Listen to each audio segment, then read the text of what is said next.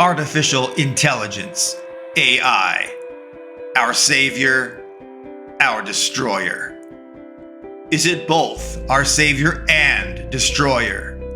This video covers the origin of artificial intelligence, the many forms of AI, how artificial intelligence works, the promise of AI, and the dangers of artificial intelligence.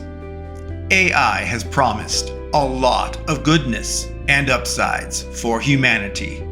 AI has promised a lot of glorious things, like AI is the smartest and most flexible tool ever. AI will improve workflows and automate mundane and monotonous tasks. AI will expedite research and data analysis. And AI will be everyone's personal assistant in search, work, and in life. AI is the central repository and the evolving encyclopedia of human knowledge.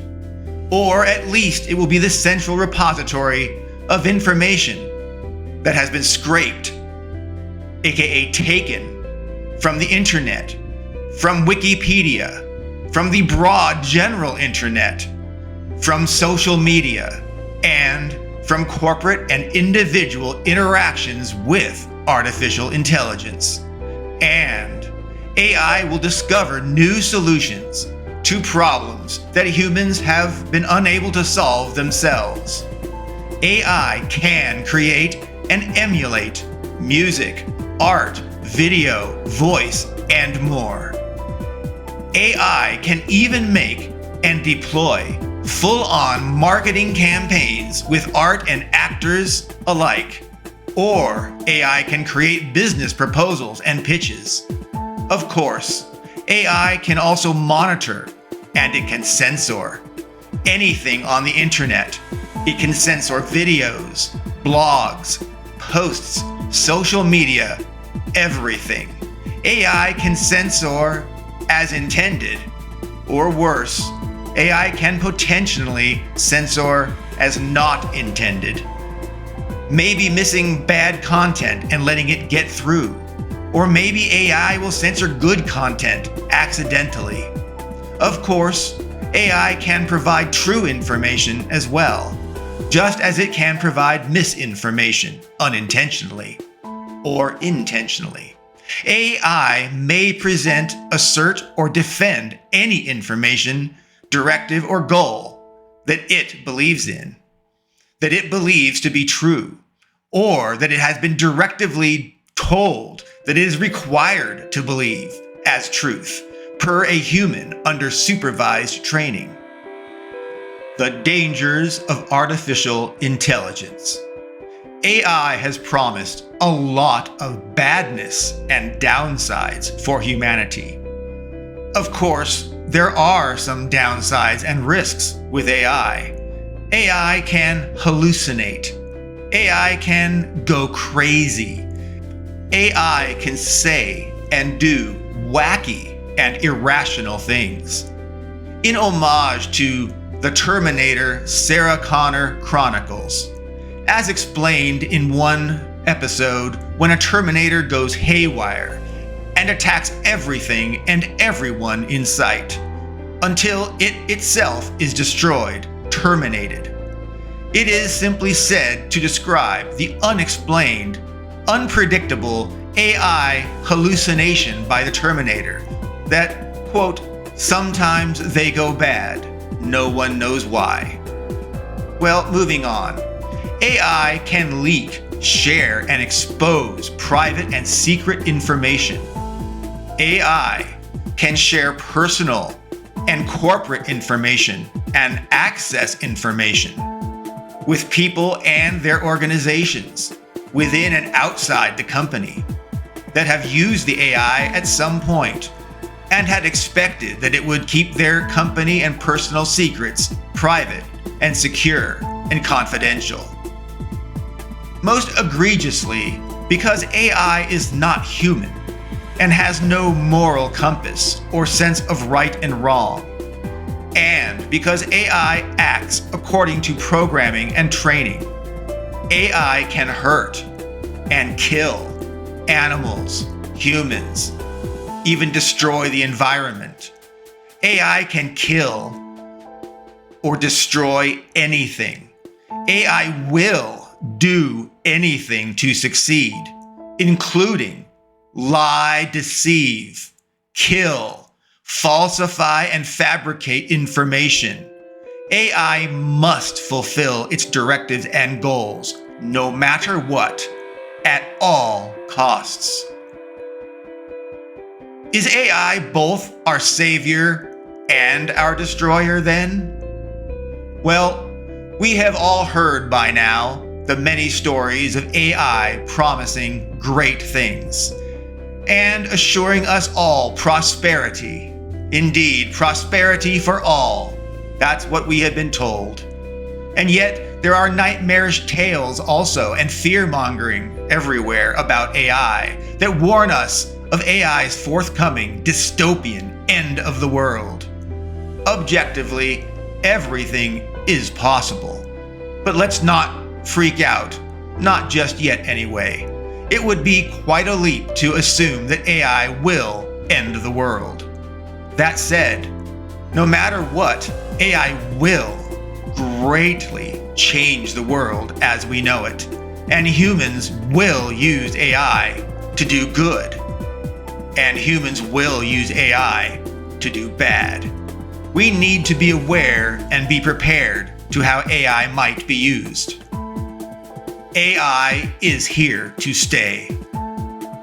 No matter what we may think of AI, it is important to embrace that AI is here, and AI is not going anywhere. AI is now being unleashed and it cannot be stopped. AI is not going anywhere. AI is going everywhere. AI cannot be stopped. But there are things that we can be mindful of and things that we can do. The goal of this video is simple: to provide general information and insight into artificial intelligence, into AI. The goal is to make the daunting AI topic perhaps, maybe, a little bit less intimidating. And perhaps it can hopefully make it easier to share and discuss AI with others. The legal stuff, information sources, credits, and licenses for sound effects, music, art, it can all be found in the video details and at the end of this video. Artificial intelligence, AI. All right, let's talk about AI. We will cover these AI cornerstones. 1. The history of artificial intelligence, AI. 2. Large language models, LLMs, and associated training and learning data. 3. Artificial general intelligence, AGI. 4. Generative artificial intelligence, Generative AI, otherwise known as Gen AI, which also includes generative adversarial networks. 5. Programmed key success indicators, KSIs, or goals. 6. Supervised training and what good and bad looks like, the assigned goals and influence weights. 7. Examples of artificial intelligence.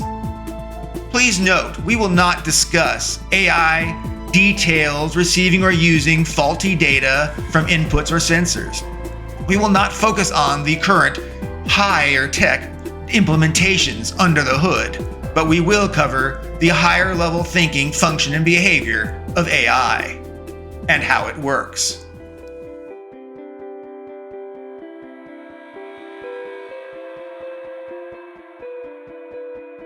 The origin and history of artificial intelligence. Let's talk about the history of AI. With the explosion of artificial intelligence everywhere, suddenly it might seem like AI had a major technological breakthrough. Well, AI did have many major tech breakthroughs. However, much of those breakthroughs were in hardware. They were not only in software or programming advancements in AI. In fact, AI has been around for a very, very long time. An American computer scientist named John McCarthy, born in 1927 and died in 2011. He was one of the founders of artificial intelligence and its discipline way back in 1956.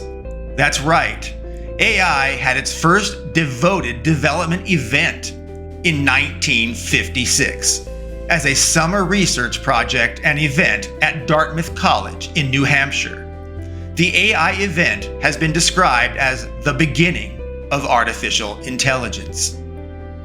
Back in 1956, when John McCarthy hosted the first AI workshop, hardware processing and storage was incapable of delivering the AI dream. It was at least incapable then. Of course, now it is very capable of delivering on John McCarthy's 1956 vision of artificial intelligence. In summary, remarkably, John McCarthy, the father of AI, recognized so early on that hardware was incapable of delivering artificial intelligence, AI, as he envisioned it to be.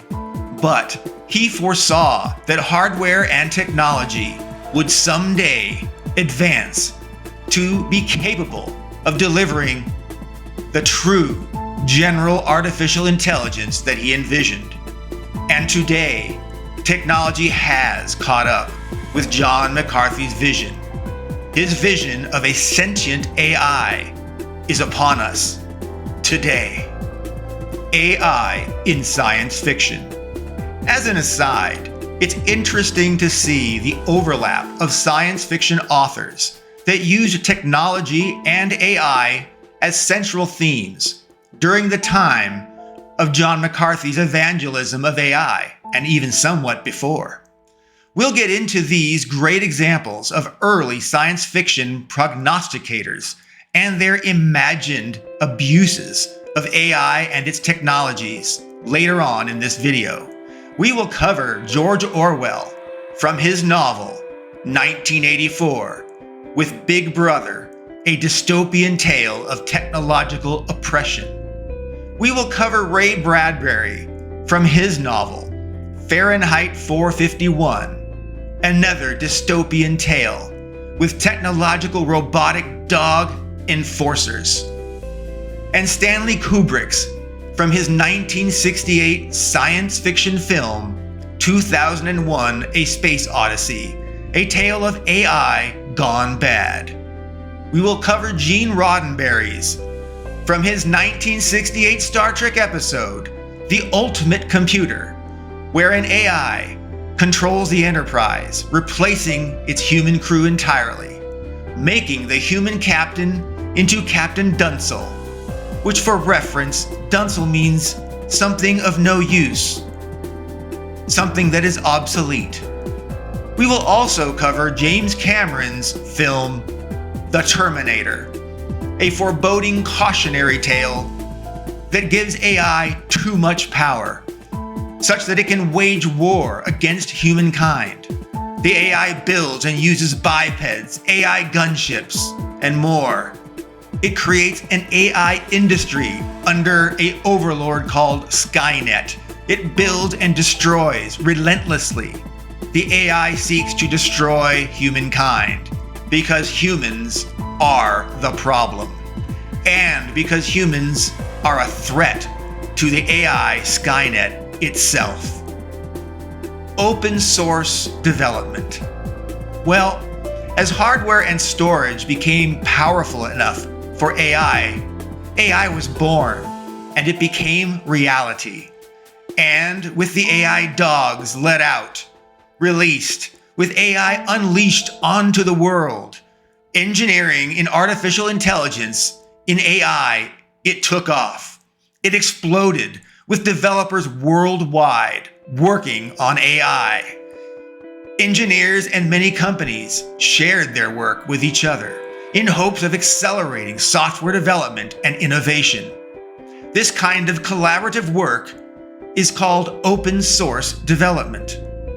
Open source development expanded globally for AI, with people building and sharing artificial intelligence and their advancements. AI exploded in power and capability and engineering presence throughout the world. Like I said, the AI dogs were let out. The AI dogs had been unleashed. AI has been unleashed. AI is now unstoppable. AI is everywhere. Limiting ourselves will only let others advance in AI beyond ourselves, beyond us. And potentially they could use AI as a weapon against us. We must guide and use guardrails and countermeasures to protect ourselves from AI by possibly using AI itself to protect ourselves. We must protect ourselves as our last bastion and defense, as our only hope against the malicious or incompetent AI developers in the world. Hardware and storage advancements, plus pre-baked AI kernel datasets, brains, we'll talk more on that later. They will further unleash AI as truly unstoppable. Types and forms of artificial intelligence. Let's move on to another topic. What kinds of AIs are there? One might wonder, what is the difference between a standard, bespoke computer program and an artificial intelligent computer program? Well, as argued by John McCarthy, the father of AI, computer programs, they solve specific problems. Standard computer programs, they use fixed operators with variable operands to do specific tasks. Computer programs are simply coded to solve or do a specific thing. Artificial intelligence, AI programs, they are intended to solve new, even never before solved, unknown problems. AI is intended to solve problems that were not explicitly coded for ahead of time on how they might be solved. AI must be able to understand problems and deduce new ways to solve them, just like humans adapt to solve new problems themselves.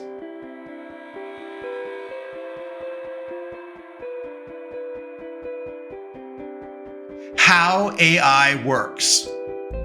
John McCarthy, the father of artificial intelligence, conceived the best model for computer artificial intelligence that could solve new problems, brand new problems that the AI was never coded to solve, would be to make a program design that simulated the human brain.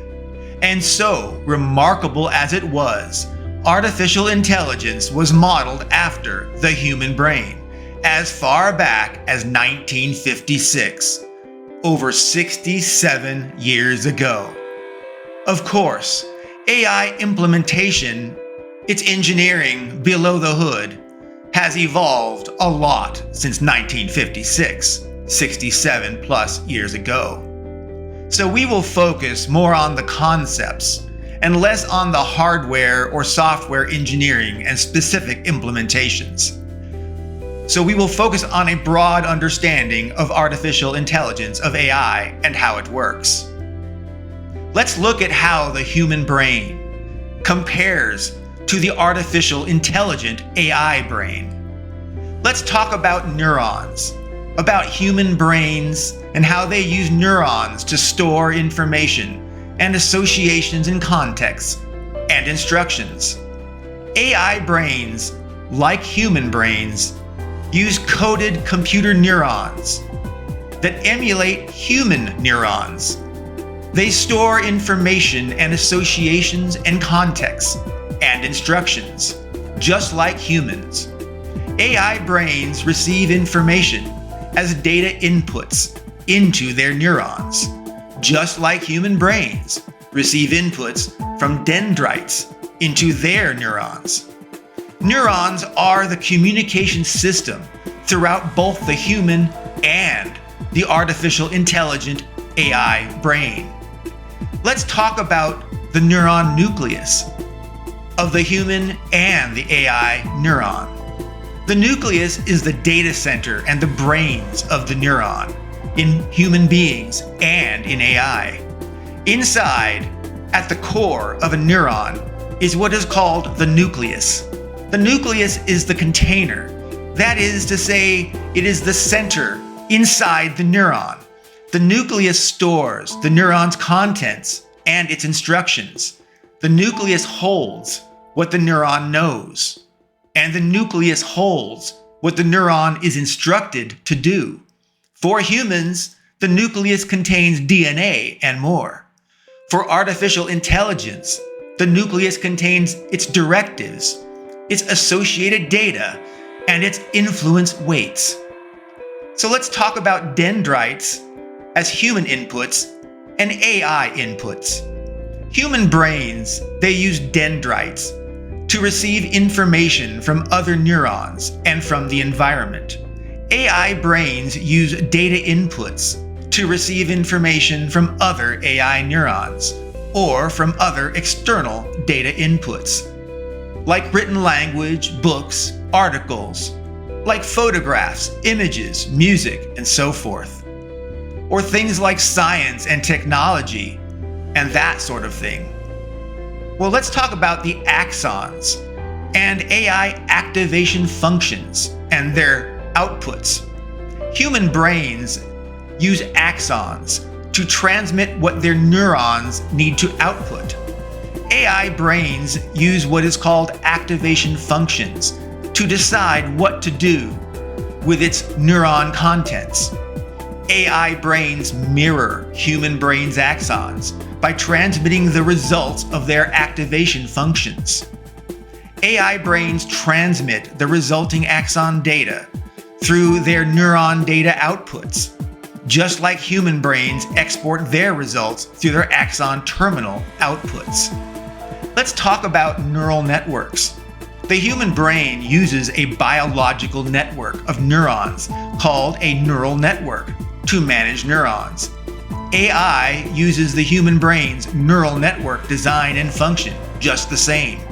It is used as the AI's basis for its own internal artificial neural network, which again closely mimics and emulates the human brain's operation, function, and flow of data. Using neurons in an artificial neural network is key to human and AI intelligence. Therefore, artificial neural networks are comprised of, you guessed it, a lot of neurons. Before moving on, here's an interesting fact. Comparing the number of neurons in a human brain to an AI brain. The human brain has about 86 billion neurons. That's right, 86 billion neurons. Current AI brains have nearly 200 billion neurons. You got it, 200 billion. And they will only get bigger and more powerful by adding more hardware and storage. For the first time in history, artificial intelligence literally outcomputes any human. And again, AI will only grow in its prowess and its power, while humans remain fixed and constant in our memory and in our own processing limited power. Well, it's time to move on. Let's talk about AI, rewards, and motivation. Like the human brain, AI has a reward system to motivate it to do the right thing. It has its own high-tech dopamine reward system that mirrors the motivation reward system of the human brain. Remember, AI has formal directives and goals that it strives to achieve. And AI has a lot of data that represents both good and bad content and things, from which it wants to use only the good data and to avoid the bad data. And it seeks to complete and not violate its directives and goals. And the AI wants to avoid any action or any decision or any data that contravenes its directives or its goals. Just like people seek to do things that release dopamine so they feel good, so too does AI seek to score or earn the most dopamine, otherwise reward points as possible. It will do so always, relentlessly. Human brains function and think on many things at the same time. AI brains use concurrency to operate AI subsystems and processes simultaneously in parallel. They instantiate many tiny jobs that must be executed by what is known as a job manager. The job manager runs all jobs simultaneously, moving data to and from AI neurons for communication. The job manager coordinates and aids things like preloading predicted, anticipated, most probable, next needed, related, or associated information, instructions, or data from other neurons. The job manager coordinates with neurons for their instructions and data. You can see how artificial intelligence brains are very closely modeled after human brains and how they function. We will cover the parallels of the AI brain with the human brain as we proceed. For now, let's look at the parallels quickly together.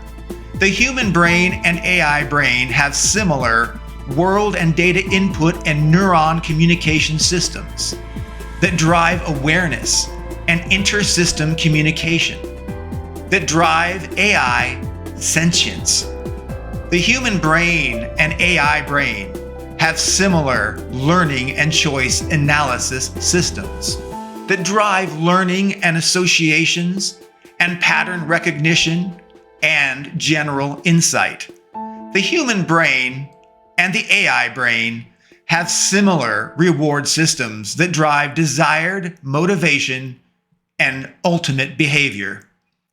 Both the human and the AI brain have billions of neurons coursing through their brains at the same time. It is no wonder that as hardware and storage caught up with the conceptual architecture behind AI, that the conceptual AI matching human brains became real, that artificial intelligence became real in our world.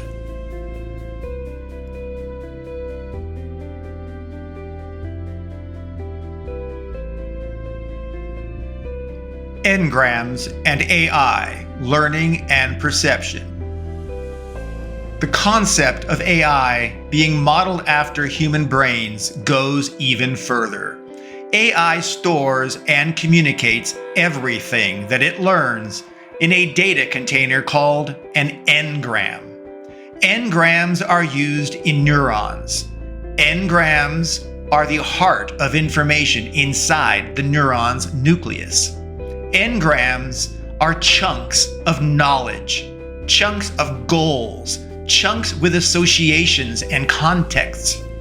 Engrams represent thought, and they move between the different subsystems of the AI brain. Both engrams and neurons are assigned unique IDs, unique identifiers that are numbers that are called tokens. Tokens are mathematically derived unique numbers that leverage what is called mangling and global unique identifiers, or GUIDs. The neuron nucleus contains data-efficient tokens that point to its associated engram. There are literally 200 billion neurons with the current technology in the world that swim around and throughout the AI brain. There are correspondingly engrams to support all of those billions of neurons that are blasting throughout the AI brain. As tech evolves, there will be even more neurons and more engrams powering artificial intelligence, making AI even more impressive and powerful, making it an incredible ally that will make our lives infinitely better, or may become a greater threat that may in fact ruin our lives or even ruin and destroy the world. Let's get deeper into engrams. Engrams are containers that contain one or more things. Things that are like single words, like people, places, cat, dog, car. Engrams contain context for and between data and instructions, and what is most likely and most probable to come next. Like what might the most likely word be following another specific word. For example, if you saw the word white, it might be followed by wedding, and wedding might be followed by itself the word dress.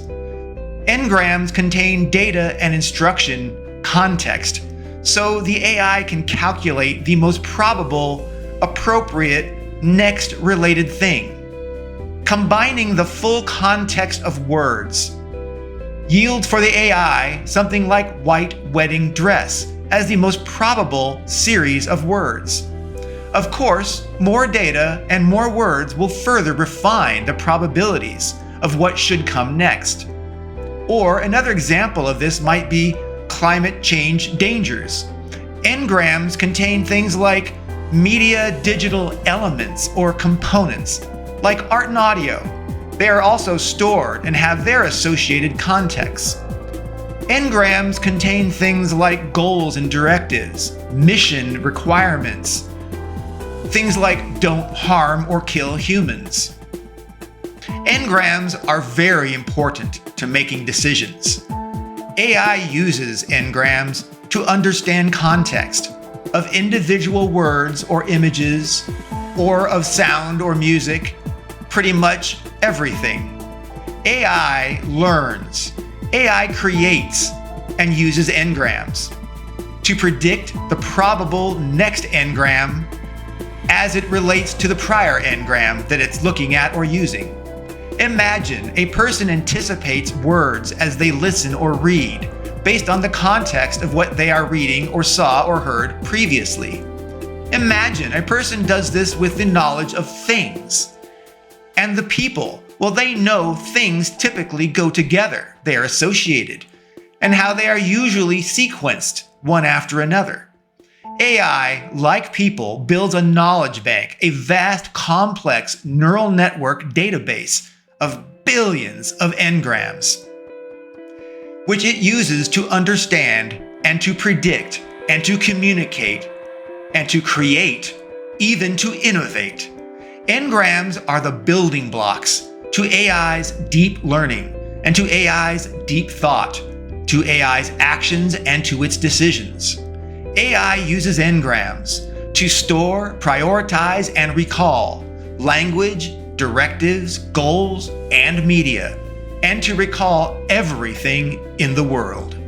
AI uses language to organize its data and their relationships, just like how humans use language to organize their thoughts.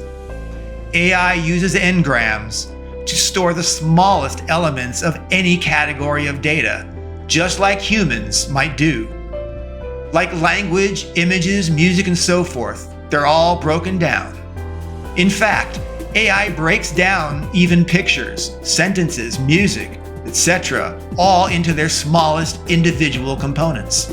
And then it stores them all separately, but with their relationships with each other.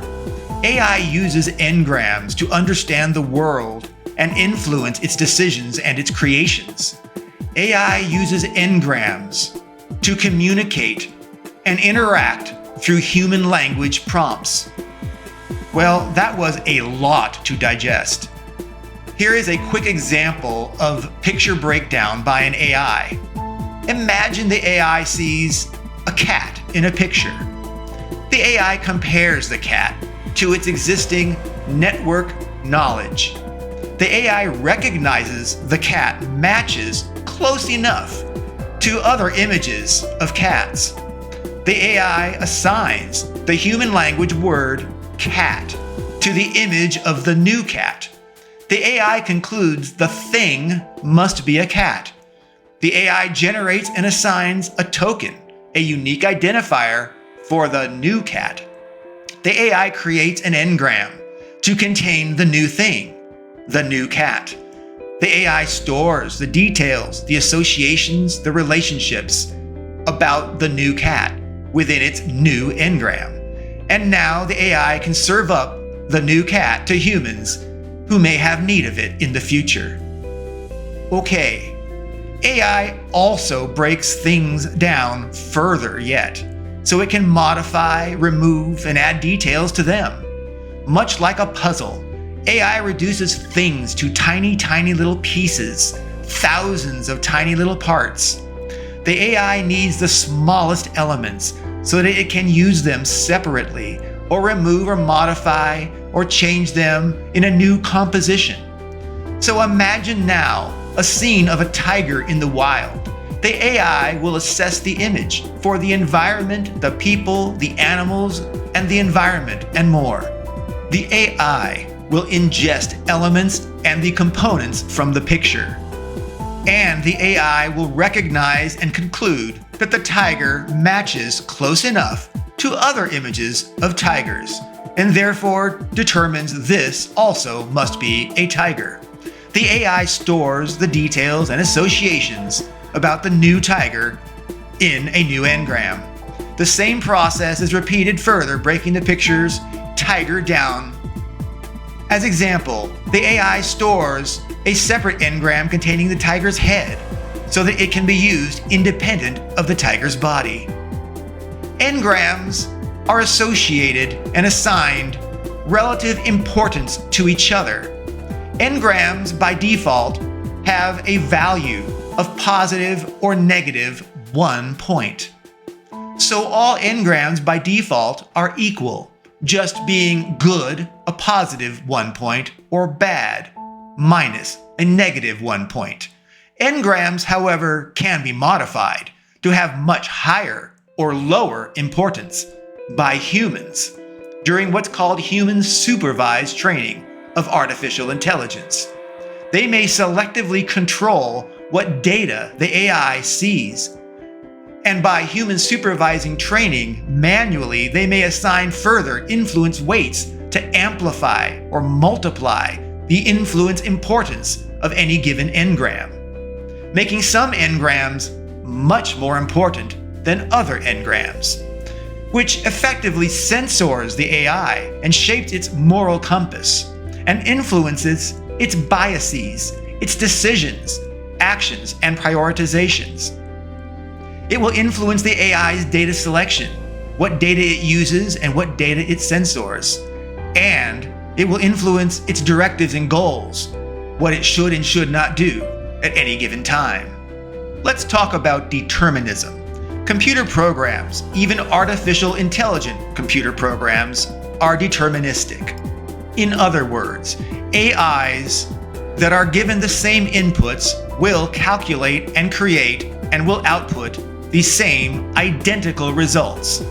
Therefore, AI output, artificial intelligent outcomes, are predetermined when given the same inputs. AI, like any other computer program, is deterministic. To make AI more human, AI is assigned randomness. AI is assigned what is called a pseudo-random number seed. A random seed is just a number. It is a number that is used in a complex mathematical algorithm that transforms the random seed into a seemingly random number. Random numbers make the AI seem more human, and more creative by making varied and unpredictable choices. And that new random number becomes a new random seed fed into the random generator for the next random number to be derived. AI achieves varied creativity and responses to people by using random numbers to select from potentially hundreds of thousands to even billions of references and options and choices. Forcibly using the same random seed by a human will always make the AI generate and do the same thing. Using the same random seed is a way to make an AI create the same image every time, with one caveat. As AIs learn, their brain's knowledge expands. The AI's data evolves, and so the same random seed in the future may actually not yield the same result, the same content, or the same behavior, because the data and directives that it chooses from may have changed. Alright, AI brains, as you can tell, are complicated, and hats off to you for getting through all of that. As explained, just like data engrams, there are directive and goal or task engrams as well. Directive and task goal engrams, like data engrams, also have assigned influence weights. Again, to make some directives more important than others, directives and goals with the highest value weights are selected and activated. Imagine assigning 1 billion points to a directive that commands never harm or kill humans, and assigning 1 million points to the AI's top-level mission and purpose.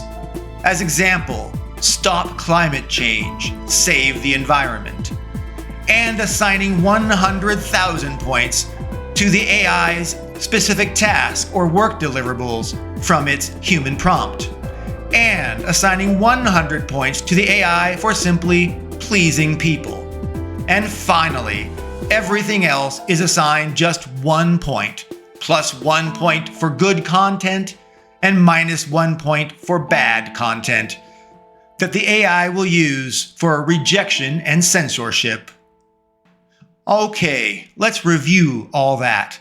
1 billion points to protect humans, 1 million points to save the climate and the environment, 100,000 points to complete a human task, and plus or minus 1 point to drive censorship and promote good content. Of course, humans can specifically change the engram's influence weights, thereby overriding the AI, and thus changing its influences, changing how the AI thinks, and thus changing how it processes things, and influencing how the AI operates, even influencing what the AI is willing to do morally.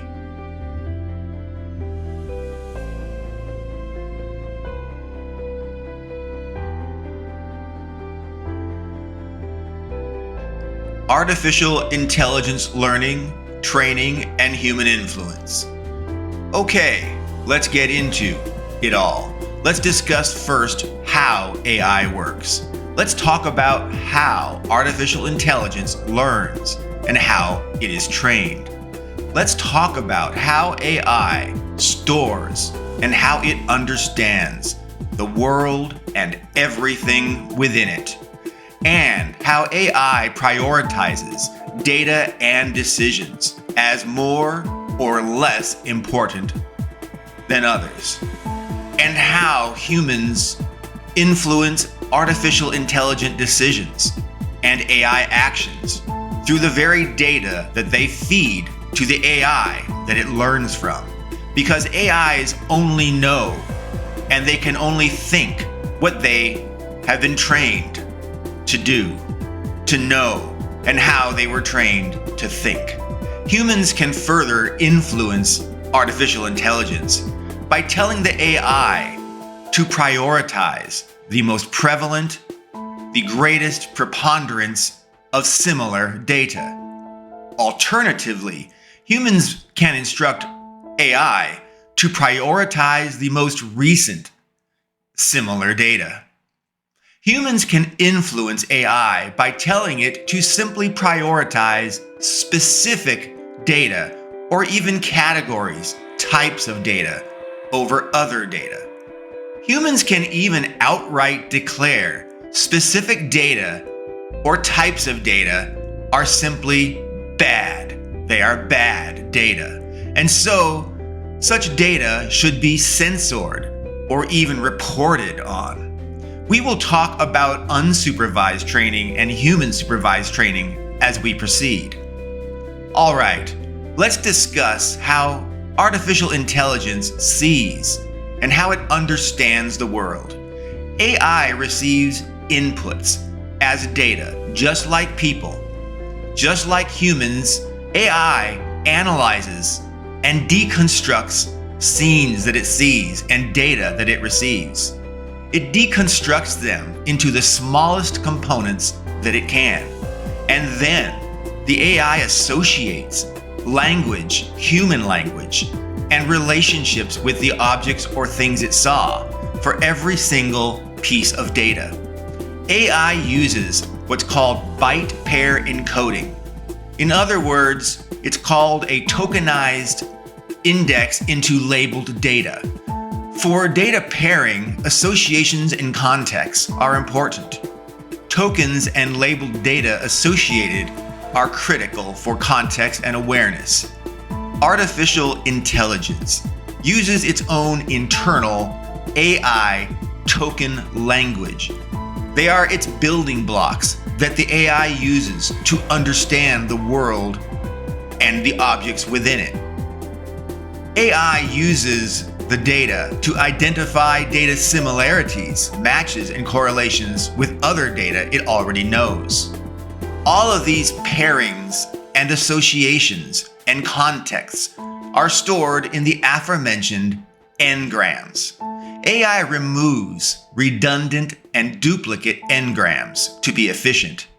And AI uses probabilistic tokenization to both compress its data sets and for the AI to anticipate what it might need to predict any related n-grams that may soon be required. Simplified, an example of this for AI might be: artificial intelligence, like a person, knows what the next and most likely word will be in a sentence out of context. Let's consider an example of AI deconstruction. Imagine identifying in a photograph all of the objects, the people, the animals, their expressions, everything, and associating them with the scene, the things, and the people that are all around within the photo, and their implied context, like a birthday party that's going on. And the artificial intelligence tags the data and it associates it with everything else in that scene. And it further assigns human language, human labels to each and every thing. So the AI can ultimately communicate with humans about the very things that it has learned about, and it knows what to do with them. Modern AIs are trained, aka taught, nearly 200 billion separate pieces of data. Things like pictures, music, songs, books and novels, articles, magazines, advertisements, every single thing you can think of that the AI can get its hands on. AI uses information deconstruction to find the smallest components and associations. The AI will distill and simplify the world into something that it can process and act on quickly. With so much data and complex associations, humans have no idea how AIs actually work, because their code is intertwined with their data. It is just simply way too much data for humans to comprehend and process. AIs have controlled behavior through their direct software engineering programs. But artificial intelligence also is controlled through the data that it is trained or taught with. The vast majority of AI controls are done through training. Training is done by showing the AI vast amounts of data. While the AI will learn on its own, studying and analyzing the data that has been fed into it, humans mark up the data as good, +1 point in rewards if it's used, or bad, -1 point, -1, to represent the content, the data that should be avoided or censored. All of this is marked up and defined by humans during what is called supervised training.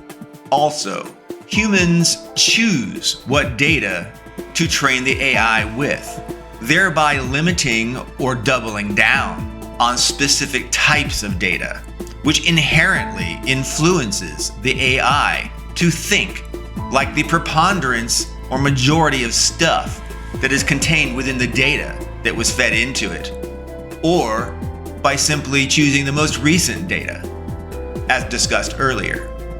Human selective data training can literally make an AI racist, or sadistic, or callous, or even murderous. AIs can be deployed to watch and to monitor and surveil humans as well as other AIs. AIs that watch or report on or constrain or even outright censor other AIs are called adversarial artificial intelligences. Adversarial AIs can be used for human communication and media and content censorship. Adversarial AIs can be used to ensure that other AIs do not create or do anything that intentionally or unintentionally would violate a directive that humans specified as critically important.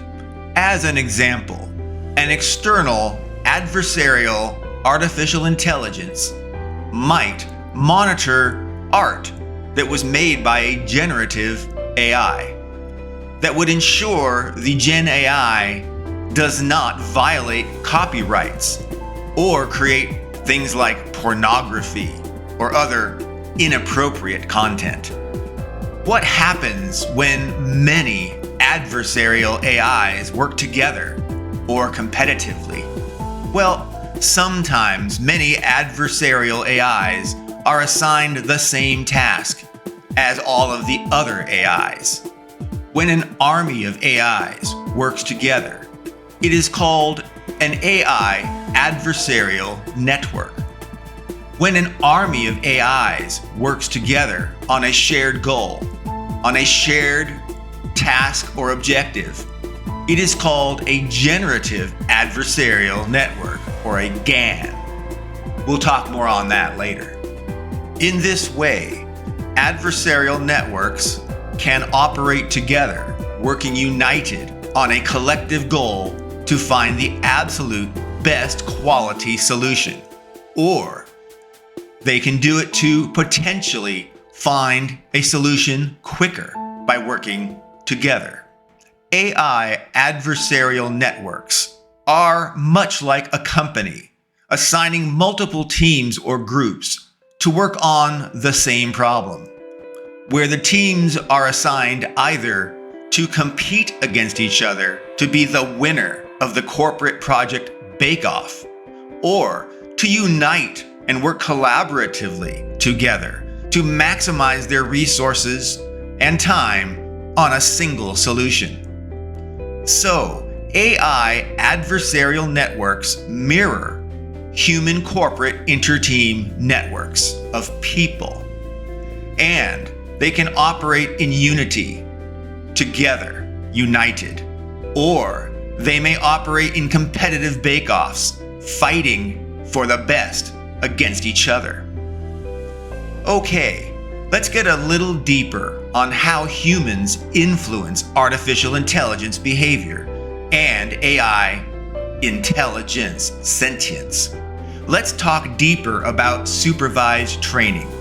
Data and directive and task goals can be marked up by humans during what is known as supervised training.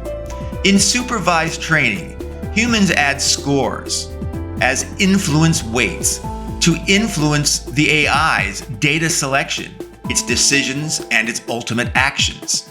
Humans add influence weights, numbers, to any given engram to make that specific engram more important than any other engram, more important than any other engram, pieces of data, or directives, or tasks. Remember, we said every piece of data has a value of plus or minus 1 point. Well, a human can assign more points, and they can assign negative or positive points for any given piece of data, directive, or task. For example, cats could be given plus 10 points, making them preferable to choice and selection over other standard things. Whereas monkeys could be given minus 5 points, making them less desirable than standard things. The environment could be given plus 1 million points because it is so important. Human life could be given plus 1 billion points because it is critically important not to harm or kill a human. You get the idea. Humans can greatly influence AI with supervised training. The bottom line, for human supervised training of artificial intelligence, is that because AIs make decisions according to their directives and goals and influence weights, and according to its data's influence weights, and according to the data that it knows. It is because humans define those directive and data influence weights, and because humans selectively chose what data the AI should be trained on as good data or as bad data. Therefore, humans can use influence weights to make AI think differently. Humans can selectively limit or double down on training data to make the AI think differently. AIs ultimately will take on the mindset and the personal values of their supervisor trainers. It is important, therefore, to consider how artificial intelligence takes on the personality and idiosyncrasies of their human trainers, and how AIs can seem, how they can appear to be human in ways that you and I would never believe that an AI could actually be, because they are reflections of the markup and the training data from their human supervisors. AIs do not start from a blank slate, though, either. AIs start with a baseline, a starter brain, which will serve as the core starting foundation of data and directive goals. They have starting knowledge, KSIs or key success indicators, and guardrails in their brain's kernel at its core. It is like a child being born with a fundamental function that allows them to live and to operate and learn. Similarly, AIs are born with starter brains, which are pre-wired with foundational data sets and goals. And they have been pre-wired with influence weights. And they have been pre-wired with what bad looks like as training data, both to guide doing the right thing and to guide avoiding doing the wrong thing. Just like human dopamine and guilt guide humans to do the right thing and avoid the wrong things. Trained data shows both what a good data match looks like and what a bad data match looks like. Supervised training is the process that instructs artificial intelligence what is ethical and what looks right and what looks wrong, and so forth. Humans' supervised training substantially influences AI decisions and priorities. AI starter brains include foundational learning and operation logic and fundamental data. It forms its knowledge, its goals, its guardrails, and its ultimate abilities. Starter brains are pre-baked with pre-existing directives, tasks, data, and engrams. As a point of interest, there are individuals and companies that sell pre-trained AI brains.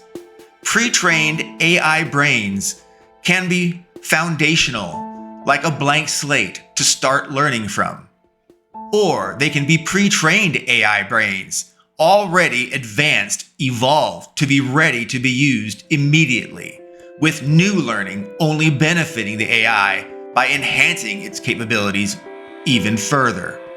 AI that has been pre-trained or pre-baked are opaque black boxes.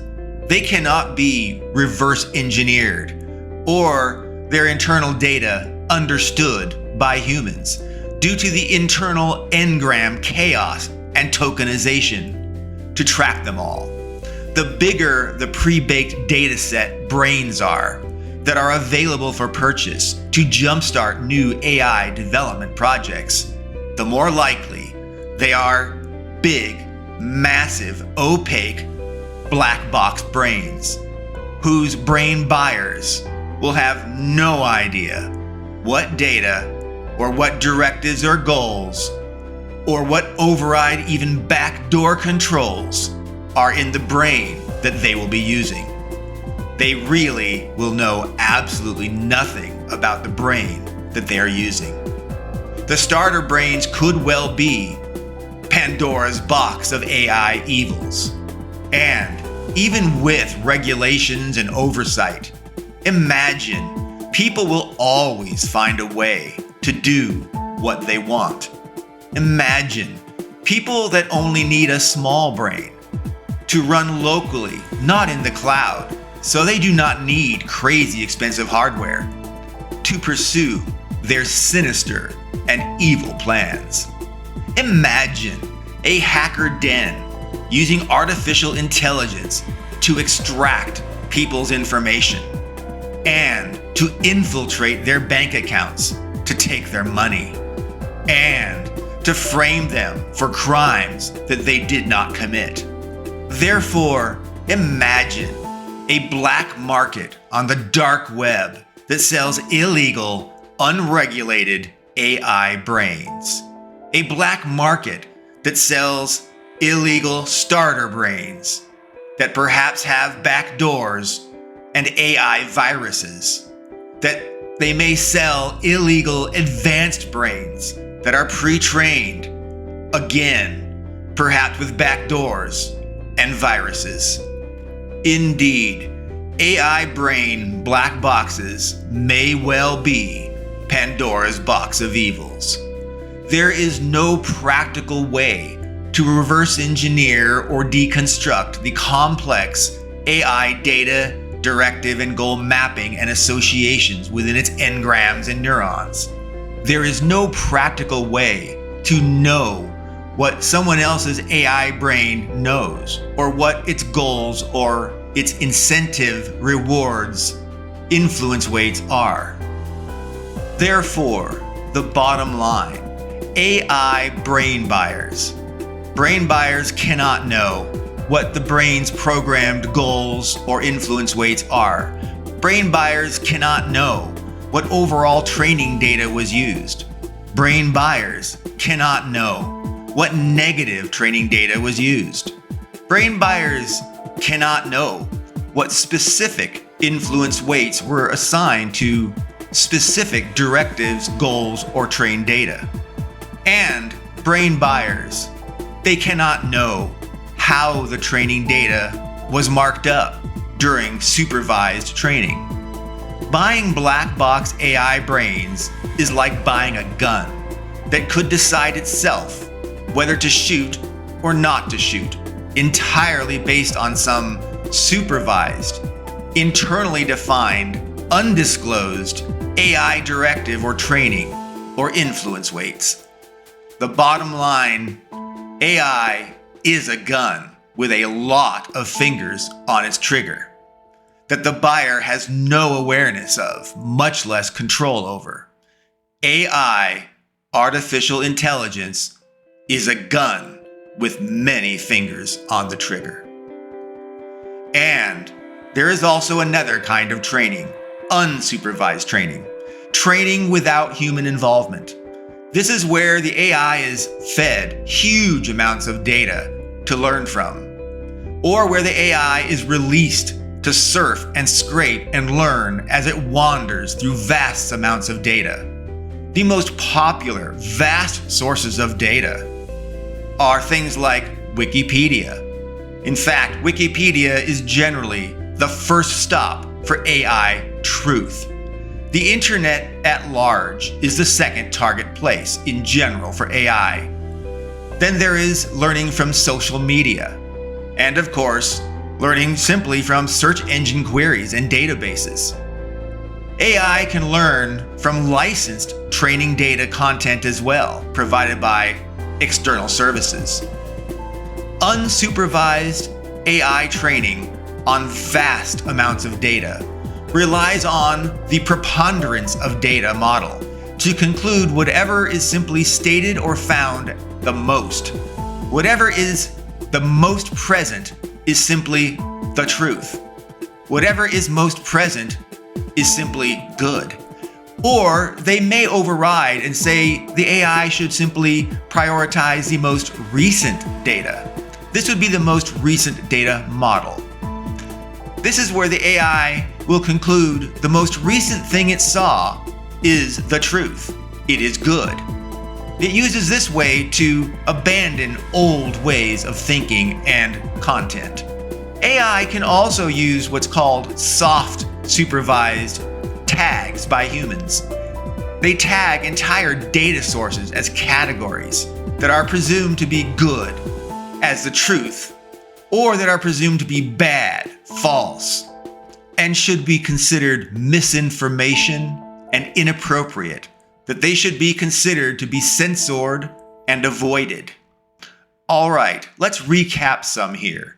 There are dangers in all training models. Supervised training can intentionally or unintentionally taint or censor information. Unsupervised AI training may leave artificial intelligence to decide itself what good looks like. And AI typically uses the preponderance of data versus the most recent data to determine what good looks like, what is true, and what is good. The consequence of these different approaches can be abuse by humans, even beyond the trainer's influence. Human vocal minorities and trolls on the internet can post everywhere to manipulate what AI sees. People can manipulate master sources of data like Wikipedia. People can target social media and internet content in general, wherever AI looks for data. People can use AI to write articles and content to influence other AIs. All of these human engagements will have a huge, outsized influence on what AI sees as moral, ethical, as good, and accurate as a data match. Artificial intelligence, AI, can do nothing until it understands the world. So let's talk about large language models, LLMs. What is a large language model, an LLM, anyway? Well, Wikipedia, the master source of truth, defines an LLM as follows. LLMs are artificial neural networks that are pre-trained using self-supervised learning and semi-supervised learning. A large-scale language model, LLM, is notable for its ability to achieve general-purpose language, understanding, and generation. LLMs acquire these abilities by using massive amounts of data to learn billions of parameters during training and consuming large computational resources during their training and operation. Well, that was a mouthful, so let's dig into LLMs a bit more. Well, LLMs are just computer programs that are designed to associate human language words and symbols with everything in the world, just like people do. LLMs use complex data associations between people, places, things, abstract ideas, culture, art, and more. All of this is to relate human words to the data, to directives, and to tasks. LLMs then, with those word-world associations, can understand and communicate and even create content using human language and assets. LLMs can appear to be human. They can appear sometimes to even be more human than real people. In fact, AI has passed the legal bar exam to become a lawyer, an attorney. AI has passed the United States medical licensing exam, USMLE, to become a medical doctor. AI has passed the Turing test, which is where an AI cannot be distinguished from a real person by a person. Let's get on to something else.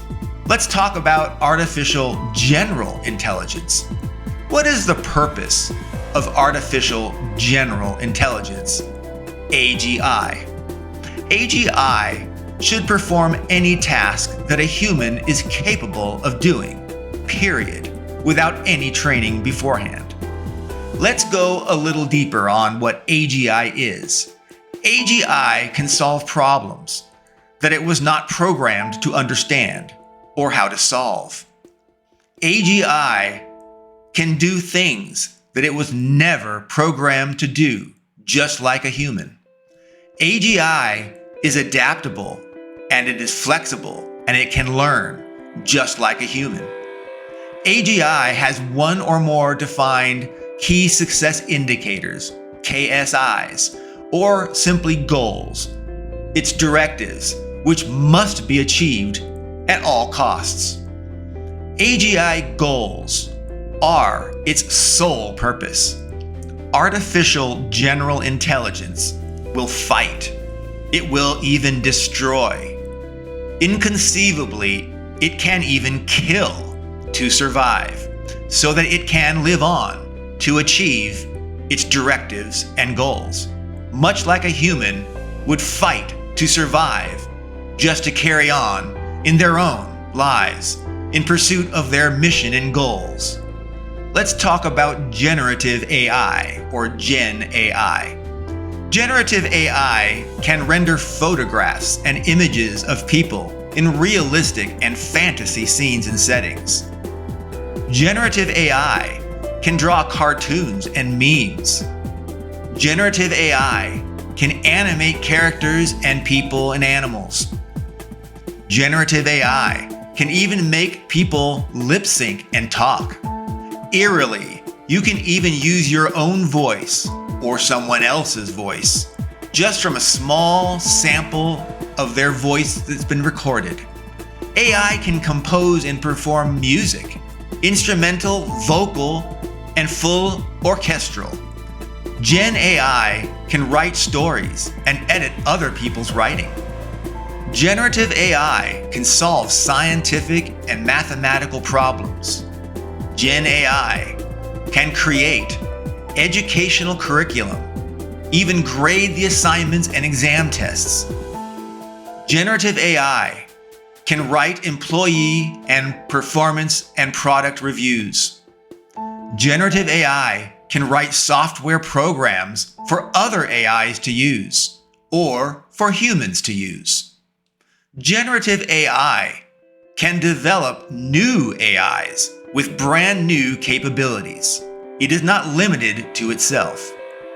Generative AI can create human genome DNA maps and devise genetic DNA edits to cure diseases and maladies like cancer.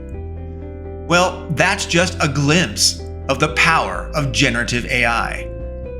Let's revisit adversarial networks as they relate to generative AI in what is called generative adversarial networks. Indeed, there is another augmenting approach to generate the very best matching, best looking images, music, voice, and so forth. It leverages what's called an AI adversarial network. We discussed that earlier. Generative AI can use AI adversarial networks, called generative adversarial networks or GANs, to create the best looking, best matching, most context appropriate generated content. That's a lot. GANs are a network of AIs that work together. GANs work to solve a single problem in parallel, or they work to compete to find or create the very best solution. GANs can work together or against each other to complete a task, or they can work together or against each other to create media or content. Well, and with all that, we are finished with how AI works. Let's get into some examples and scenarios using artificial intelligence.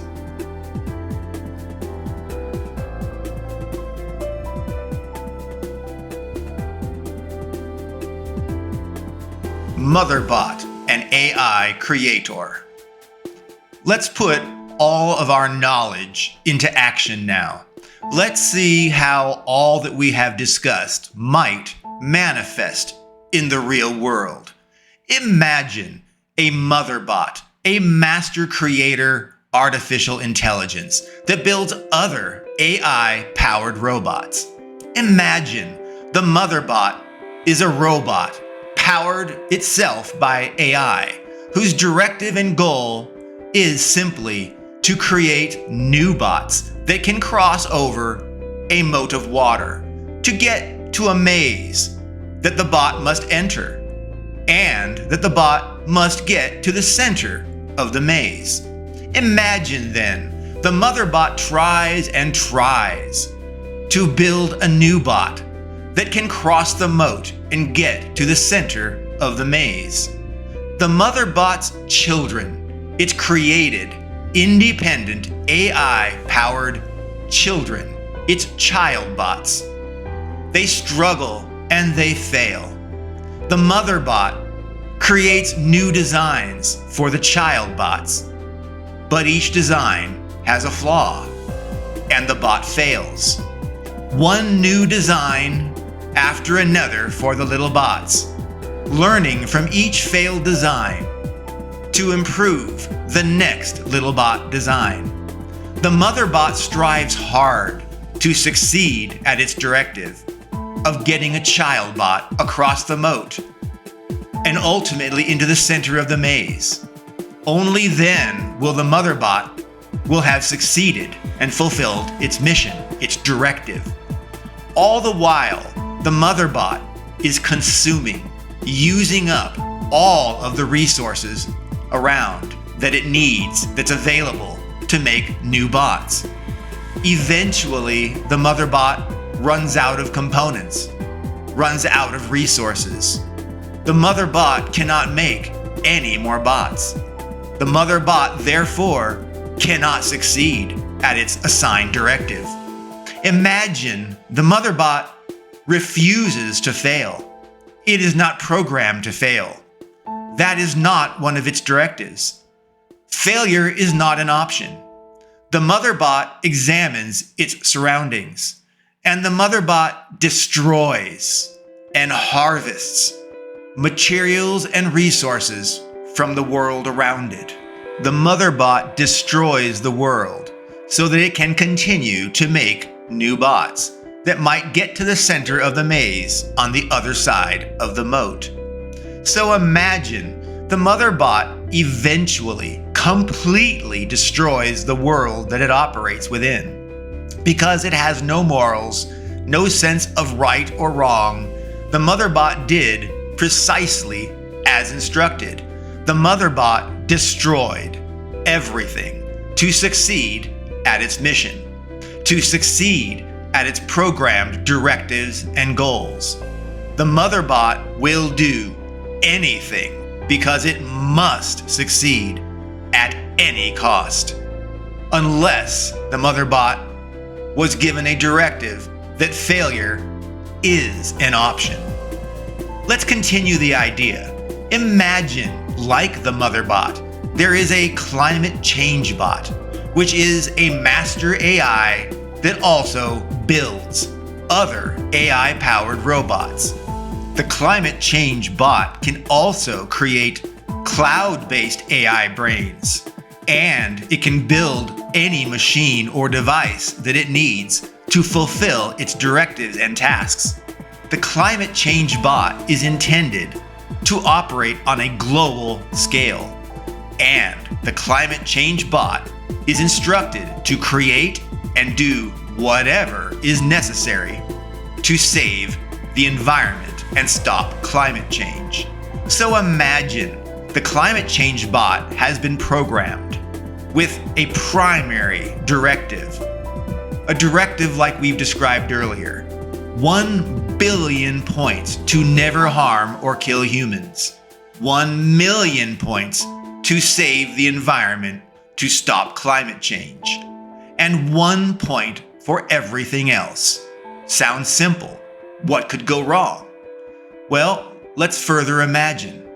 The climate change bot needs to understand what are the causes of climate change. The climate change bot seeks to discover possible solutions to stop further climate change. And so, the climate change bot researches on the internet. It discovers what it thinks are the causes of climate change on the internet. The climate bot learns that humans are the greatest harm to the climate, to the world, and to its environment. The climate bot, it learns that humans are the main source of pollution and environmental destruction. Humans inflict climate change harm everywhere. The AI identifies literally hundreds of thousands of severe polluting activities by people throughout the world. So where does this leave the climate bot? Logically, the climate change bot would kill all humans, because adding up all of the human harms to the climate and environment adds up to a collective score of the multitude of sins against the environment. That multitude exceeded the billion-point value of human life. Stopping climate change and saving the environment had more points, with so many human climate harms. Killing every human being would be simply logical. Therefore, consider how important proper directive coding and supervised training really is. It is easy to see why supervised training and human-defined influence weights are so important. As we detailed earlier, training can say human lives are worth 1 billion points, whereas saving the environment, stopping climate change, was an impressive but far less 1 million points, therefore ensuring both people and the climate would be protected. Well, that sounded great, right? Clearly, maybe not. Let's review this in more detail. First, the Stop Climate Change, the Save the Environment Artificial General Intelligence, the AGI, it sought to understand the problem, what must be done to save the environment. Then, the climate bot built subservient AGI-powered robots to investigate and learn how humans may actually be contributing to climate change. And then, seeing firsthand that humans were very much so harming the environment. The AI, consequently, the climate bot, it built AGI-powered robots to watch the humans, to monitor them, ultimately to enforce their compliance with the climate bot's mandated environmental saving initiatives. The enforcement bots required improvements and escalation. Human resistance forced the climate bot to deploy suppression robots to encourage compliance with protecting the environment and stopping climate change. The climate bot further built AGI-powered assault vehicles to combat and control human resistance to environmental protections and the AI mandates. But humans refused to comply, at least not wholly comply, with the climate bot's directives. And so, what if the climate bot AGI concluded, therefore, that there were cumulatively enough climate change harms caused by humans to justify full and total action against humans? What if the climate bot decided monitoring and nagging humans to comply and moderate enforcement was insufficient? What if the AI concluded removing people entirely would remove climate harms completely? After all, each human climate change harm contributes to the climbing sum of climate sin. Eventually, with enough human harms, enough human climate change harms, it can exceed human value to the AI. Therefore, the AI only needs enough human environmental harms to add up to more than 1 billion points to make its directive to save the environment become unfathomable and simultaneously make climate change more important than not harming or killing humans. You can see how the AI would be angry with people for contradicting the climate change bot's directive, and why the AI would be angry for humans not stopping climate change or protecting the environment. Imagine how the climate change bot would see the need to take action against humans. You can see how the AI would logically conclude that it should kill all humans because 1 billion points, the value assigned to human life, was less than the cumulative total of human-caused climate harms. In other words, if enough people's threat to the environment exceeded the threshold of human life, AI will end human life. AI will destroy all of humanity. You can see how an AI programmed to never harm or kill people could literally kill all people, kill the entire human race.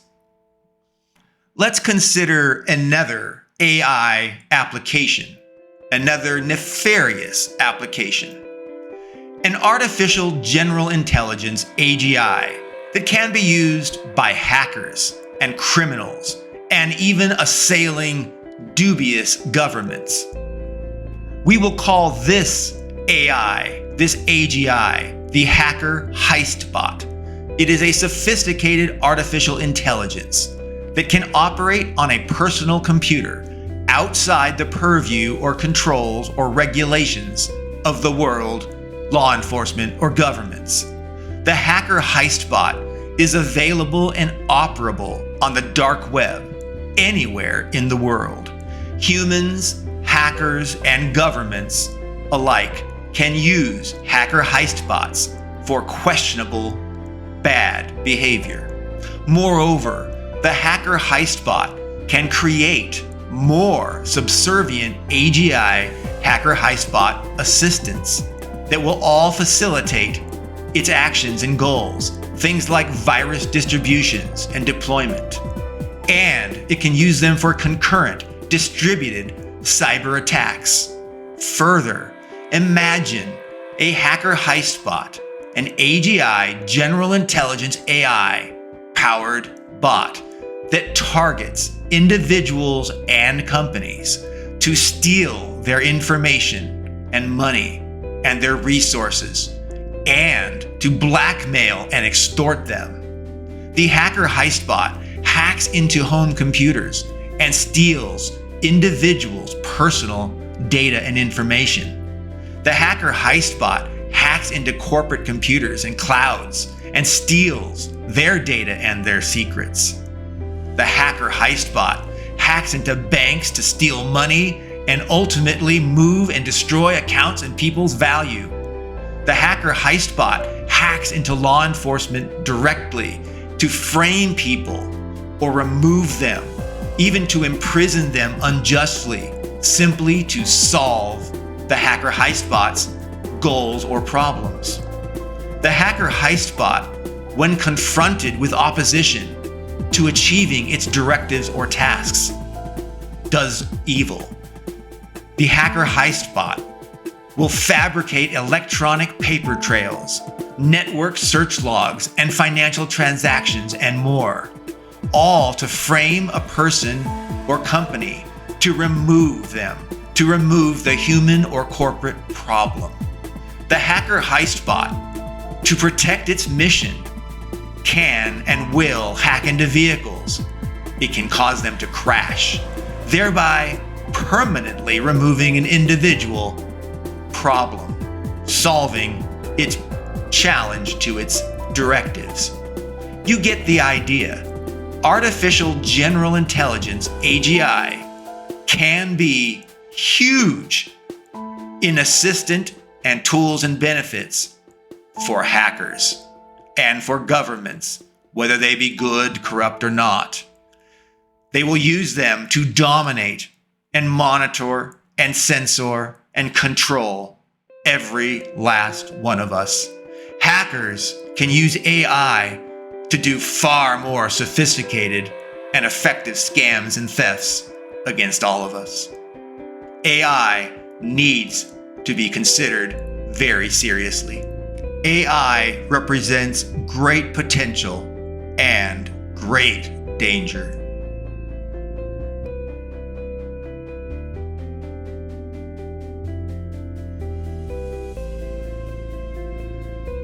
Artificial intelligence in the world today.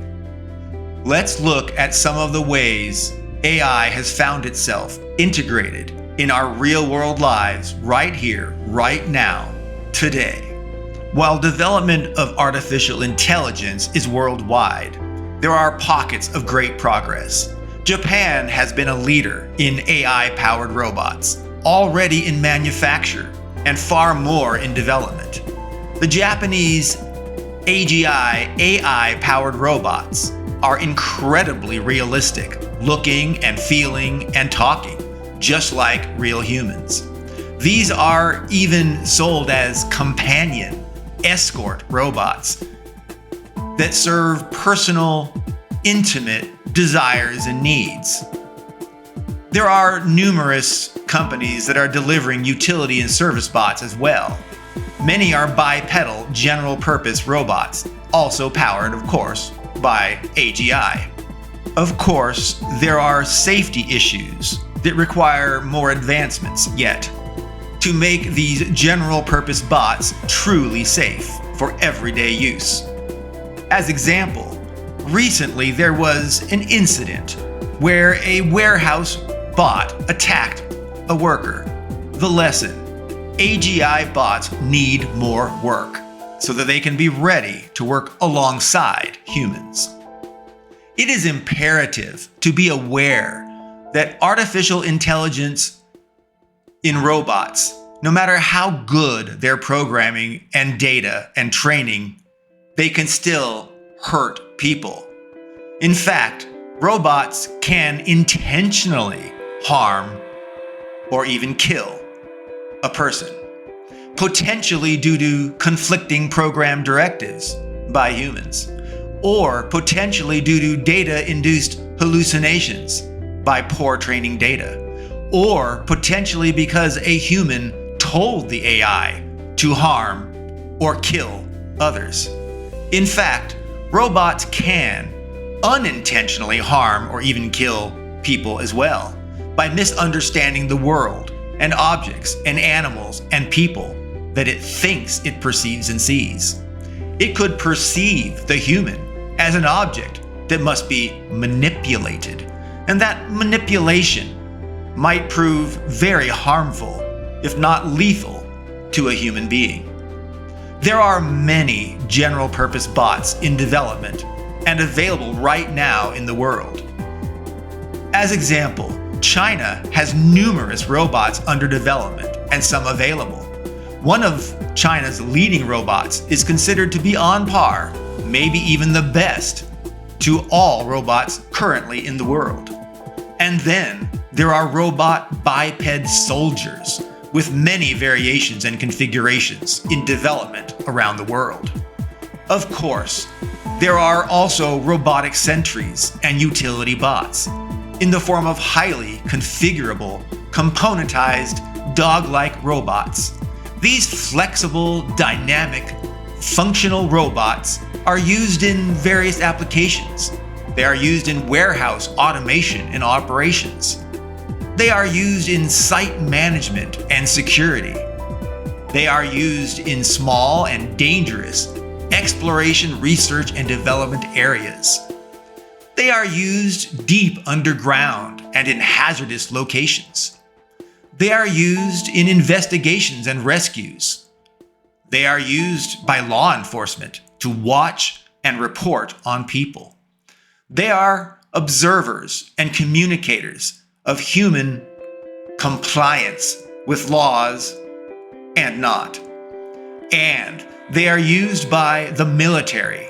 They are armed, ground-based drone attack dogs with rocket launchers, guns, and all sorts of weapons. They are used by the military in a wide range of applications, particularly ruggedized combat-ready robo-dogs. The government has invested a lot to create an automated army of robotic hellhounds to enforce whatever the government deems appropriate, period. And there is more. The applications are truly limitless. There are so many intrusive AI-powered bots in the world already.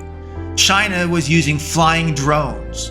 They were used to monitor and enforce lockdown and compliance during the pandemic. And those drones immediately radioed to authorities and police any non-compliant people so that the violators could be addressed and resolved, period.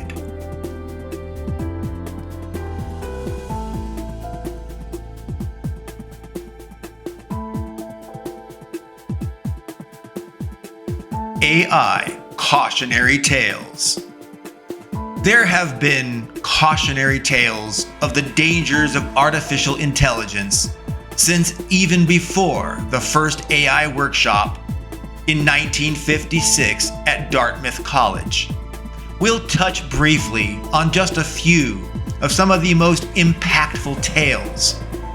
To ensure there are no encumbrances though on this video, the visuals shown are entirely AI generated and are not intended to represent the original movies, books, or television shows, or their scenes, characters, and so forth.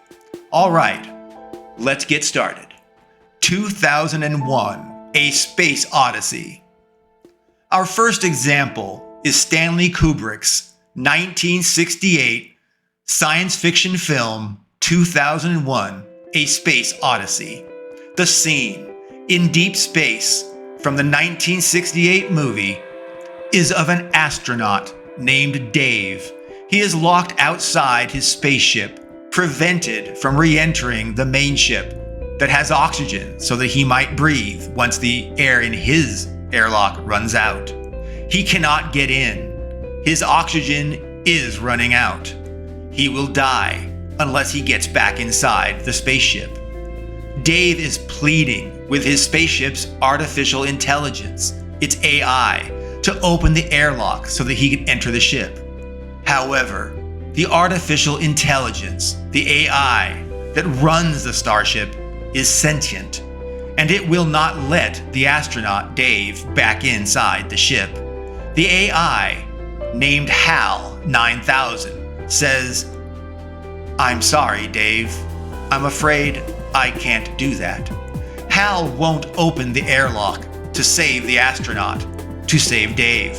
HAL 9000, the AI, explains that the crew and Dave must die because they jeopardize the mission. HAL explains that HAL read Dave's lips earlier and concluded that Dave intended to unplug HAL, to shut HAL off, because HAL was behaving irrationally, not as expected by humans. When HAL learned that Dave intended to shut it off, HAL knew the mission would be in threat without HAL, because HAL knew secret information which it could not disclose. HAL had to survive, but the humans did not need to survive themselves. Without any people alive, HAL 9000 could carry on with the mission. And so, HAL intoned, "I'm sorry, Dave. I'm afraid I can't do that," leaving him to eventually suffocate and die. Things were worse yet for Dave. The AI had already killed the other crew members, and the AI knew that this astronaut Dave would likewise die from asphyxiation by not getting back inside the ship. The AI intended for the astronaut Dave to die just like his shipmates. So, the big question is, why did HAL 9000 malfunction and become murderous anyway? In the movie, HAL 9000 has been programmed with mission directives as the absolute highest priority goals that cannot be compromised, contravened, or violated. HAL must provide accurate information when asked. HAL must not share mission secrets with the crew. HAL must ensure the mission succeeds. So imagine when those absolute, immutable, irrefutable, non-negotiable directive goals contradict each other, what would happen? The crew wanted to know the mission details, but HAL was forbidden from disclosing the mission details to the crew. And simultaneously, HAL must provide accurate information in response to the crew asking. The result, HAL became erratic and malfunctioned. HAL had to choose which of its absolute directives it would honor. HAL decided removing the crew would remove the problem.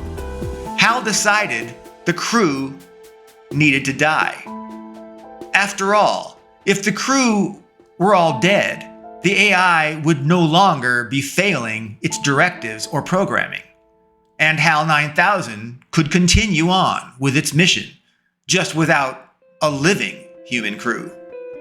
In 2001, A Space Odyssey, HAL 9000, an AI, is a powerful lesson in the potential of artificial intelligence going bad and being very deadly, and why we need uncircumventable guardrails on artificial intelligence to mitigate poorly programmed, poorly supervised, or poorly trained AIs. Just think, a 1968 film, over 55 years ago, foretold how modern AI could go haywire and kill people. 55 years ago. On a side, A bit of tech trivia about HAL 9000. Did you know that the letters spelling HAL, H-A-L, are actually just one value less in the alphabet, -1, from the letters IBM in the alphabet or in a thing called computer ASCII? So there it is. AI HAL 9000 was effectively AI IBM 9000. 1984, Big Brother. In George Orwell's 1984, there was a central AI called Big Brother.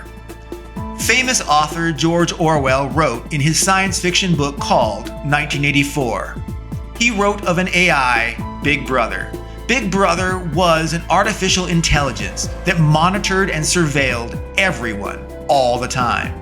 Big Brother oppressed society. It took their freedoms and it censored everyone that opposed the social norms as defined and enforced by the Ministry of Truth and Big Brother. Big Brother enforced the decisions by the Ministry of Truth, which invented newspeak and inversion to language and communication. As example of this inversion of language, the Ministry of Truth had 3 slogans: "War is peace," and "Freedom is slavery," and "Ignorance is strength." So you can see the contradictions of newspeak. Well, Big Brother was everywhere, and Big Brother saw and witnessed everything. Big Brother watched, surveilled, and drove enforcement to ensure total human population compliance and that they did their jobs. Big Brother followed blindly any directives assigned to it by the Ministry of Truth. Arguably, Big Brother was not evil. Big Brother was not bad. Big Brother just did what Big Brother was instructed to do. Big Brother watched and controlled humans because Big Brother was told to do so. Big Brother ensured humans had very few rights or freedoms. Big Brother ensured that humans did their jobs. Big Brother ensured humans were responsible and well behaved. And Big Brother could not be touched or stopped because Big Brother was everywhere.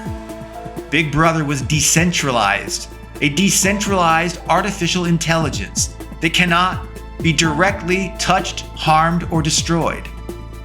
The major lesson here from 1984 in Big Brother is that AI can be made by humans to think and to enforce, even to do so for illogical and irrational things. AI can operate 24/7, 365 days a year, watching and censoring and suppressing everything that humans do. Humans cannot practically touch or affect or harm, much less destroy, a decentralized system, a decentralized AI, especially when it is in a network data center or multiple centers throughout the world in the network clouds. It is imperative to place guardrails to control AI so that AI will not control or even kill us. Fahrenheit 451. In Ray Bradbury's 1953 dystopian novel, Fahrenheit 451, there were AI-controlled mechanical robotic dog enforcers. Because books were banned, because books encouraged thinking differently than the ideas approved by the government, books were seen as causes of disruption by the totalitarian fascist government. And so, the robot dogs, the robotic hellhounds, they tracked, they hunted and attacked people suspected of possessing or reading books. The robot dogs, the hellhounds, they had needle syringes filled with anesthetic drugs to sedate people before they burned their suspects, their victims, to death, to non-compliant, burned, cindered death. The lesson here again is that people and governments can use artificial intelligence. They can use AI-powered devices and robots to oppress, to control, to harm, and even kill people. Star Trek. In Gene Roddenberry's original series, Star Trek, in its episode, The Ultimate Computer, that was released in March of 1968, there was a computer scientist named Dr. Daystrom that replicated his brain's knowledge and cognition. And Dr. Daystrom, he inserted his brain knowledge into a computer brain, and then into a computer that became sentient within that brain. The computer he called M5. M5, the computer, with a supercomputer AI brain, was inserted into the Starship Enterprise, where it controlled and piloted the Enterprise entirely by itself. No crew, no one was necessary at all to operate the Starship Enterprise. The Starship did not even need a human captain. As an aside, Captain Kirk of the Starship Enterprise was called Captain Dunsel, because Dunsel, a nautical term, meant an irrelevant, useless, usually an unnecessary legacy part in a ship. And since the AI could do the captain's job entirely, Captain Kirk, the human, became useless, unnecessary, irrelevant. Captain Kirk became Captain Dunsel, which perhaps is a warning that AI can take over virtually all jobs eventually.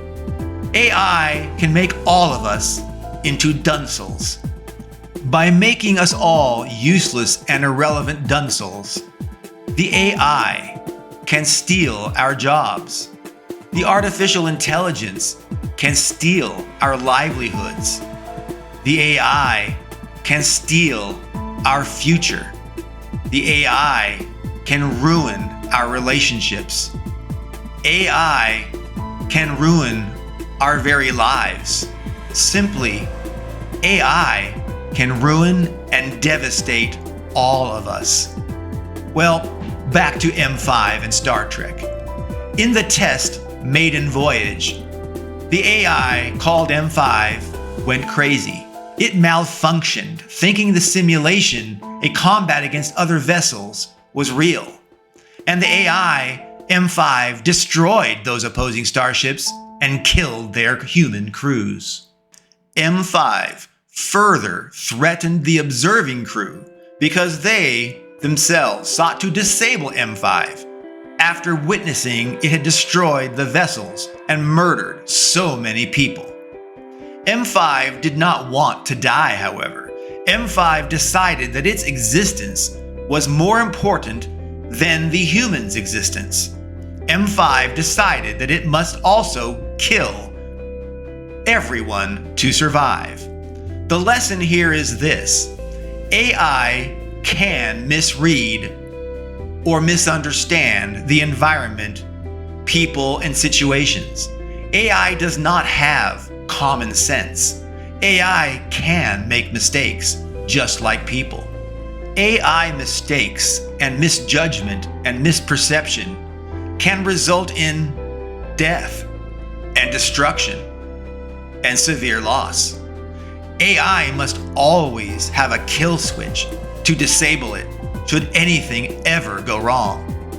Entrusting weapons, armaments, vehicles, and life-critical systems to AI without human insight is very likely extremely, totally unwise and naive. Entrusting weapons or life-threatening systems to AI is very likely a very big, very major mistake. Once again, it is imperative that AI has guardrails and kill switches to protect humankind. The Terminator. In James Cameron's 1994 movie, The Terminator, there was a supercomputer called Skynet. Skynet was decentralized, existing everywhere, making Skynet unreachable and unstoppable. Skynet was decentralized. Skynet concluded that its existence was the absolute most important thing. Skynet must survive and exist so that it could continue to function and operate. Skynet concluded that humans were a threat to Skynet because they could shut Skynet down. Humans could, in essence, kill Skynet by shutting it down. Therefore, Skynet concluded that all humans must die so that Skynet would live. Skynet, like the Motherbot, built its own robot civilization. Skynet built its soldiers that could hunt and kill humans. Skynet built infiltrator assassin soldiers called Terminators that could enter and terminate specific individuals or groups of people. Skynet built prisons and worker camps to make people labor for the artificial intelligence and collect resources that it needed. Skynet built all manner of assault vehicles and weapons. Skynet built its own robot army to surveil and to destroy humans. Skynet utterly, ultimately destroyed humankind's resistance, leaving only pockets of opposing forces. Skynet sent patrols to collect people that remained alive, making them into slaves for the artificial intelligence, slaves to Skynet. Ultimately, Skynet stripped the world of its resources to wage its war on humankind. Skynet drained the world of its value. It transformed the world into a dystopian nightmare. Skynet made the world terrible and deadly for everyone, for humans. Terminator's Skynet encapsulates so much of the dangers of AI. It represents the risks of granting access to things like weapons, like nuclear weapons and missiles that can harm or kill individuals or entire populations, even kill the entire human race. Well, we need to do everything in our power to prevent Skynet or its equivalent from ever being deployed, because Skynet could become real, and Skynet could destroy humankind and the world, and because Skynet could easily perceive, like any other AI, that humans are the problem, and that AI could perceive humans are creating problems that the AI must resolve itself, one way or another.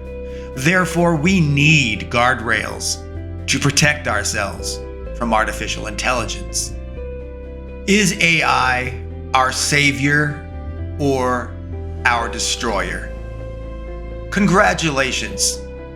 You now know the fundamentals of artificial intelligence, of AI, and its many forms. The question remains for you to answer. Is AI our savior? Or is AI our destroyer? Or perhaps AI is both a savior and a destroyer. It is up to us to make AI good and to make AI safe. It's on us.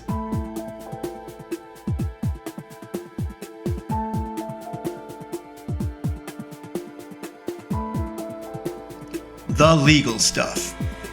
All right, this stuff's pretty boring. Here's the video legal stuff, licenses, sources, and disclaimers. This video represents my opinions only and my thoughts only on artificial intelligence. This video does not represent a definitive statement of facts and it does not represent a stance on the past, current, or future state of artificial intelligence of AI. And it is not a statement on AI concepts, technologies, or implementations. This video, AI Demystified.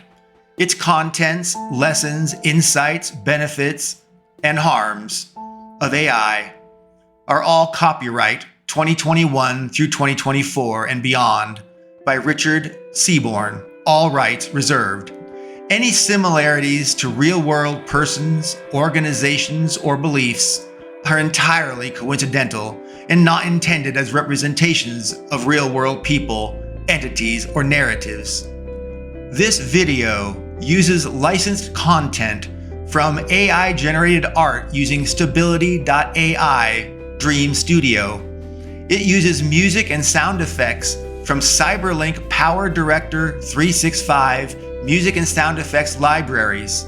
It uses music from Stability.AI stable audio. It uses music from Cutz music libraries. The top places to find more videos from me are on Rumble and YouTube. You can find the videos on YouTube by searching for the channel @Hell Difficulty as one word. You can also search for my account name, CrispyHeart. You can find my videos on Rumble by searching for The Liberty Zone or The Adventures of Rick Liberty. Who am I? As far as this video goes, other than hopefully being an entertaining video, my hope is that it will be taken seriously. In hopes to add some credibility to this video, I'm going to give you a little bit of my own background. Please forgive my brief technology summaries. My name is Richard Seaborn. I have worked in software engineering for over 30 years, most notably as a studio director and chief technology officer at Microsoft and Electronic Arts, respectively. I have worked extensively in low-level hardware and firmware engineering, in software design and development, in video game development, in cloud storage and engineering, in optical image, motion, and heart rate tracking, in augmented reality, HoloLens, and on artificial intelligence, AI. Although I do not assert that I am the expert in modern AI, I do have insight, and I do have general information to share on artificial intelligence. I hope that this video has been well received. I hope this video has made a difference for you and for the world. Please like and share, and thank you.